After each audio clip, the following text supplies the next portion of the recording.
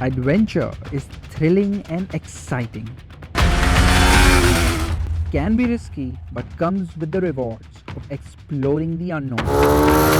Traveling to new destinations will reward you with great experience. But when you decide to club adventure with touring or rather sports touring, the result is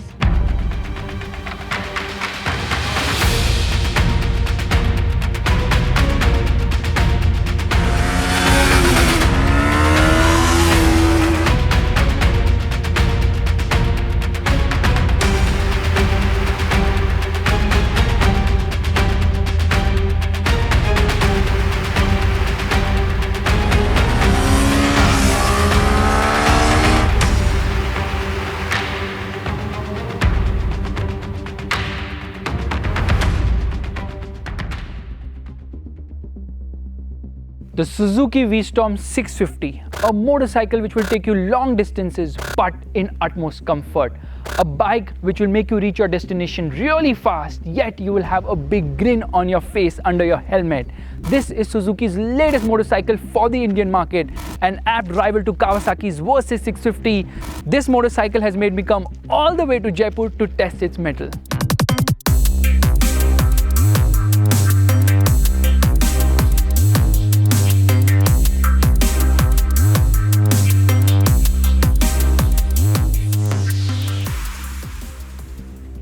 Boy oh boy, I've fallen in love with this machine. Purpose built to munch on the miles, this V-Storm looks very purposeful with its beak up front and obviously these alloy wheels which stand out and are actually quite expensive as well. They are specially available on the XT variant. The regular variant, which is not on sale in India, makes do with regular alloy wheels. The other two features which the XT exclusively gets are the knuckle guards and the belly pan. The V-Storm 650 gets chunky panels, the tank is huge at 20 liters and gives it a touring range of almost 400 kilometers because the mileage from this motorcycle is close to 20 kilometers per liter, which is quite decent for long distance riding. The overall fit finish of this motorcycle is excellent. In fact, this machine comes from Japan, it is assembled in India and there are only two parts which are actually made in India, the front number plate and the rear sari guard. The windscreen on this motorcycle is adjustable. Unfortunately, not on the fly. You need Allen keys to tweak it, but it's very useful. It reduces buffeting, and the reason it cannot be adjusted on the fly is because Suzuki has tried to cut costs there.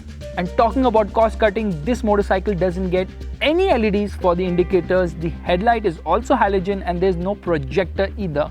However, headlight illumination at night is better than average.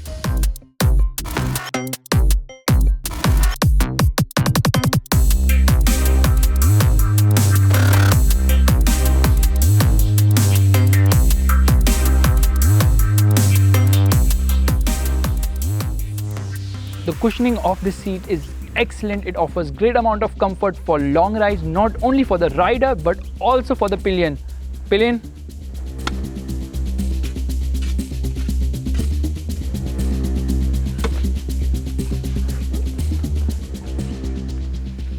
Looks like the pillion is comfortable, and this brings me to another important point.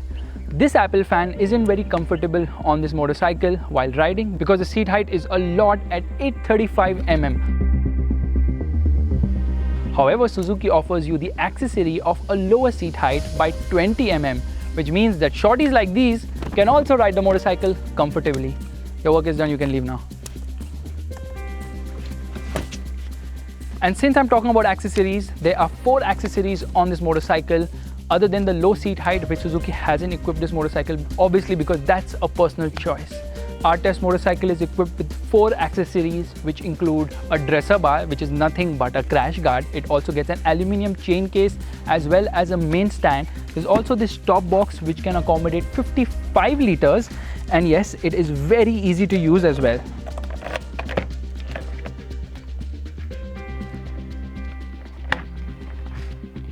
And as you can see, it doesn't come with this keychain, but yeah, you can't ride the motorcycle above 130 kilometers per hour comfortably when this is mounted on. And the cost of all these 4 accessories is rupees 77,000. However, if you buy them individually, they will cost you rupees 89,000.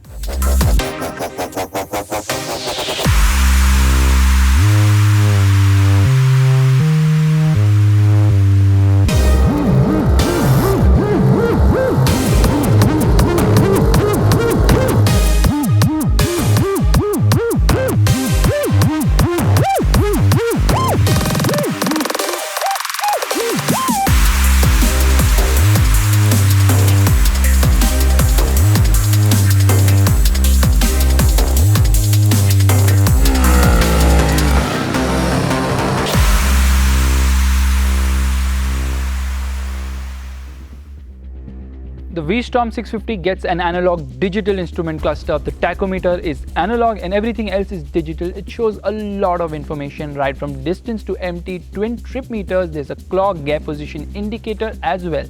It gets traction control, so that mode is also shown on the cluster, and the switchgear quality is very premium. The switchgear is easy to operate and everything on this motorcycle feels just so simple yet sophisticated.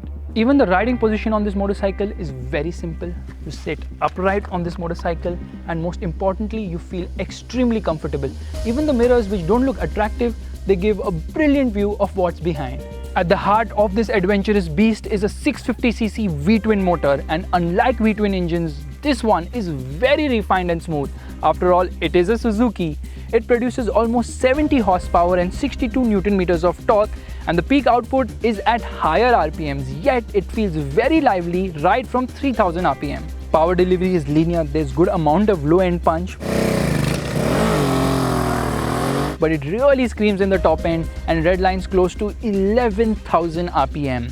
Yes, it could have sounded better, and the gearbox is very smooth shifting. The clutch is also on the lighter side here. The gearing on this motorcycle is quite tall and you can hit triple-digit speeds on this adventure tourer quite fast. Heat dissipation on this motorcycle is great and it does a great job even in stop-go traffic. It doesn't transfer any heat to your legs, it just passes through your shin. Suzuki has given this motorcycle traction control. You can turn it off or you can go into level 1, which is slightly intrusive, or level 2, which is more intrusive, apt for rain riding. The V-Storm 650 looks like a hefty motorcycle, and yes it is. It weighs 216 kgs, underpinned by a perimeter frame, which in Suzuki speak is a twin spar frame. This motorcycle is actually very agile and nimble and a whole lot of fun to ride. Yes, I was surprised too, because it does tip into corners very comfortably and inspires a lot of confidence to push hard and fast. In fact, the nimble handling coupled with the comfortable suspension means that this motorcycle decimates any given terrain. Take it on bad roads and you will just glide through them. It is so brilliant. But if you want to take it further, you have to change the tires on this motorcycle, which although are adventure spec Bridgestone Battle Axe, which takes some amount of time to heat up, they are not apt for off-road conditions. Great suspension travel, 150mm at the front, great ground clearance means that this motorcycle can actually even jump speed breakers, and it has a lot of composure at higher speeds too. The brakes on this motorcycle also work very well. At the front we get dual discs, at the rear we get a single disc. There's ABS on offer, which unfortunately cannot be turned off. However, braking performance could have been slightly better because that initial bite is lacking.